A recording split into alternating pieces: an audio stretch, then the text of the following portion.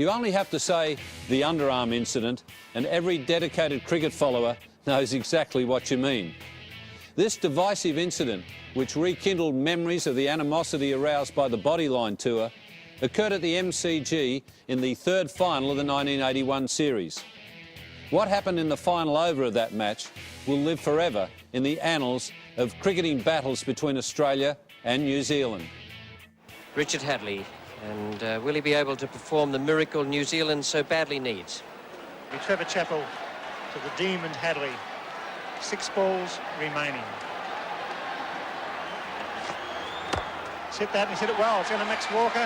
And that's 4. My, what a start! Wow! 11 required for victory. 5 balls to be bowled.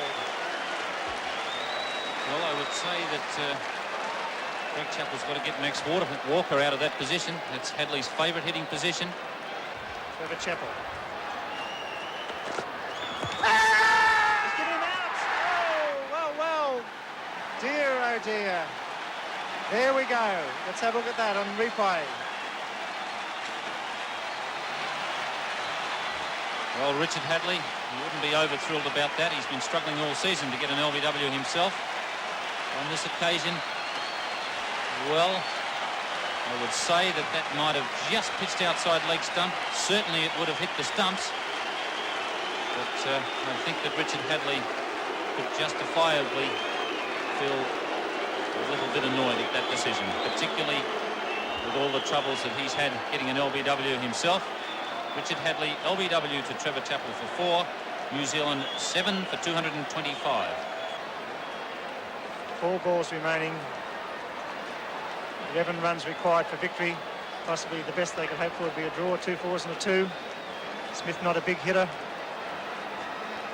And really it's unfortunate that Edgar's not on strike. Well, I'd have to disagree with Smith not being a big hitter. I saw him hit an awful big 6 off Dennis Lilly at the Sydney Cricket Ground. But it's a very tight situation for him. Young cricketer. International experience, not great. He's up against a bowler who is also not greatly experienced in international cricket. A lot of pressure out there. Fieldsman everywhere. He's hit it well. Go for 2. And they get it. 3 wickets in hand. Marsh up for the stumping or the run through.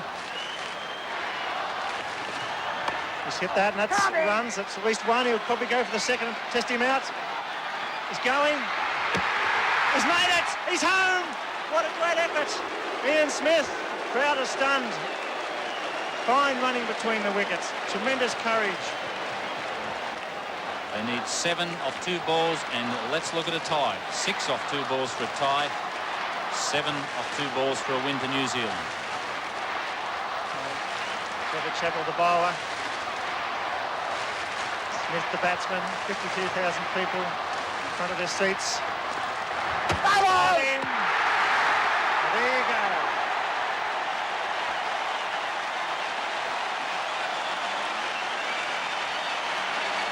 Trevor Chappell, short of the length. Trevor Chappell coming on to bowl the last and vital over. Put away for 4, and he's picked up 2 wickets. Trevor Chappell slamming that one in short of the length. It doesn't bounce very high, and that's what's beaten Ian Smith. The fact that it's kept a little bit low. He was hitting across the line, looking for the big hit over mid-wicket. It's gone underneath his bat and just hit about just under halfway up the stumps. Ian Smith is out, bowled Trevor Chappell for 4. 8 down for 229. And New Zealand's only hope now is a 6 off the last ball for a tie.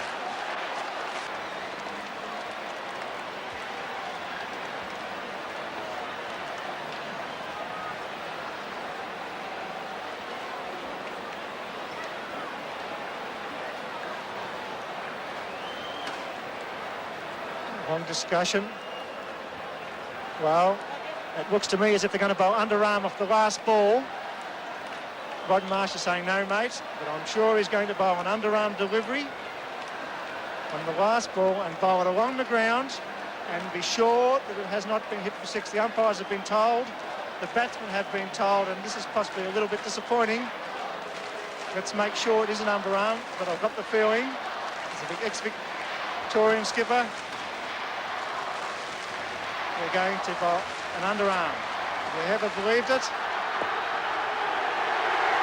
And that's a disappointing finish. Disappointed Brian McKechnie, the crowd boo. And it's all over. After 50 overs, New Zealand 8 for 229. Well, that's disappointing. Bruce Edgar saying, what's going on? I'm very disappointed, Bruce Edgar. At the moment, Power's coming onto the field. No wonder the New Zealanders are disappointed, and none of them more disappointed than their skipper, Geoffrey Howe. There he is now, talking with the two umpires Cronin and Weezer, and I know exactly the reason he's out there. He's played his cricket over in the United Kingdom with Surrey for a number of years, and the Benson and Hedges domestic competition there is a series of rules designed to make the game flow freely and to avoid incidents such as the one that happened here today.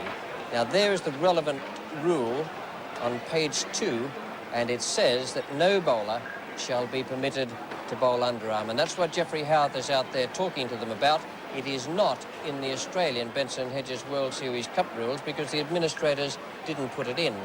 I hope they put it in by tomorrow morning, otherwise there'll be a lot of criticism for what was a disgraceful performance out there today. The other thing is that the reason it all happened, in my opinion, is that the captain got his sums wrong. Now, from over number 42, we were saying in the commentary box that he'd made a nonsense of it and that he was going to be in trouble having Lilly bowl the 50th over, which was the ideal thing to do. You must have your best bowler bowl the 50th over. And Lilly, Marsh and Greg Chappell and Hughes were there counting on their fingers trying to work out who should bowl 46, 7, 8, 9 and 50. As it turned out, the sums were done so badly that Trevor Chappell was left to bowl the 50th over, and that's how it all happened. It was panic stations, and then when McKechnie had to hit a 6 off the last ball, just to tie, mind you, not to win, just to tie, then the panic became real, and they made certain that New Zealand couldn't tie the match.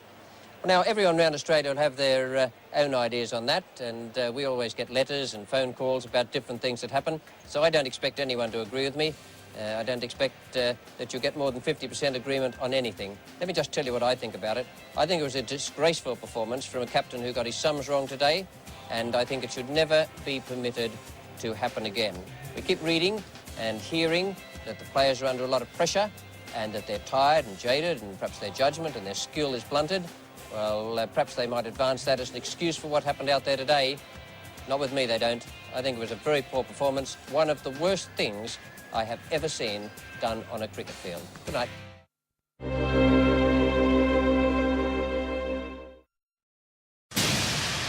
This has been another presentation of Nine's Wide World of Sports.